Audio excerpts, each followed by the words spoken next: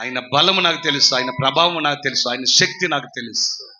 సిగ్గుపడుతూ బ్రతుకుతున్న బ్రతుకును సరి చేయబోతున్నవాడు నా దేవుడు. ఆమేన్. చేస్తాడు బిడ్డ. నువ్వు నమ్మకంతో నువ్వు ప్రయాణం కట్టు, విశ్వాసంతో అలాగే ప్రయాణము. నా దేవుడు ఆ ప్రయాణంలో నీకు ఏదో ఒక రోజున తారసపడతాడు, ఎదురు పడతాడు. అమ్మ నేనున్నాను తల్లి.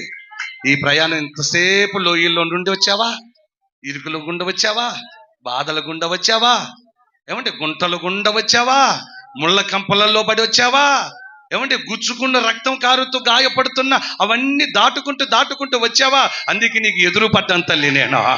గట్టిగా స్తోత్రం చేయండి. కొండలలో, లోయలలో, అడవులలో, ఎడారులలో ఏంటంట నన్ను గమనించి నావా,